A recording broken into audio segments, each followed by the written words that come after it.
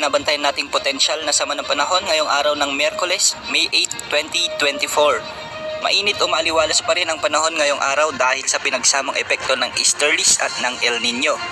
Ngunit bagyang bumaba ang mga lugar na nasa danger level ngayong araw. Ayon nga sa Pag-asa, posibleng pumalo ang pinakamataas na heat index ngayong araw sa 45 degrees Celsius sa may Virac, Catanduanes, Rojas City, Capiz at Giwan Eastern Samar. Papalo rin sa 44 degrees Celsius ang heat index sa may Aborlan at Cuyo, Palawan. 43 degrees Celsius din naman ang inaasahan sa Dagupan City, Pangasinan, Bacnotan, La Union, Alabat, Quezon, San Jose Occidental, Mindoro, Masbate City, Dumangas, Iloilo, Iloilo City at Zamboanga City.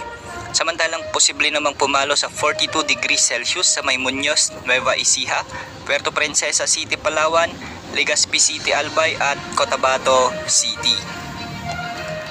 Samantala, patuloy pa rin nating minomonitor ang cloud cluster na posibleng mabuo bilang low pressure area o bagyo na nakikita natin sa labas ng ating Philippine Area of Responsibility.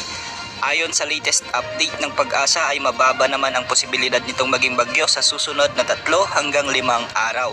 Ngunit ayon sa Joint Typhoon Warning Center ng Amerika, ang mga kumpol ng kaulapan na ito ay itinuturing na nila bilang possible disturbances o dalawang mga low pressure area. Malawak ang kumpol ng kaulapan na ito dahil may low pressure area pa sa baba ng mga ito, kaya malawak ang nakikita nating cloud clusters. Ayon din sa Pag-asa, nasa low to moderate pa rin ang tsansa nito na maging ganap na bagyo. Kung sakaling mabuo ito bilang bagyo, papangalanan ito ng Pag-asa na Agon kung sakaling pumasok ito ng ating Philippine Area of Responsibility. Para sa ating latest update sa nasabing potential na disturbance, ayon sa ECMWF model, isa sa mga weather models na ginagamit natin, posibleng hindi na ito lalakas bilang malakas na bagyo, taliwas sa ipinakita nito ng nakarang araw na posibleng tumama sa Eastern Visayas o Bicol region. Sa ngayon ay bumaba ng bahagya ang tsansa nito lumakas at magdala ng malalakas na hangin sa ating bansa.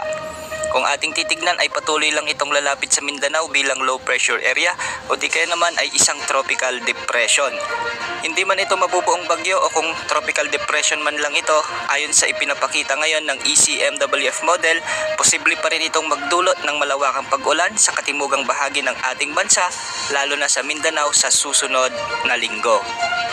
Ayon naman sa GFS model, consistent pa rin ang ipinapakita nito na ito ay magiging malakas na bagyo. Low pressure area pa rin ito habang nasa labas pa ng Philippine Area of Responsibility, ngunit posibleng lumakas na ito bilang bagyo sa weekend habang nasa boundary na ito ng PAR. Pagsapit ng Lunes sa susunod na linggo ay nasa silangan na ito ng Mindanao. Mas lalapit pa ito sa Martes at pagsapit ng Miyerkules ay posibleng nasa ilang kilometro na lamang ito sa silangan ng Eastern Visayas.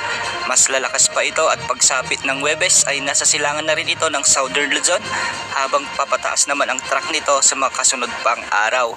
Posible nitong tumbukin ang Japan kung magiging consistent ang ipinapakita ng GFS model. Sa ngayon ay hindi pa natin masabi ang tiyak nitong magiging lakas o direksyon, kaya patuloy natin itong minomonitor. Patuloy tayong maghanda dahil palaging nagbabago ang ating panahon. Laging umantabay sa ating updates ukol sa potential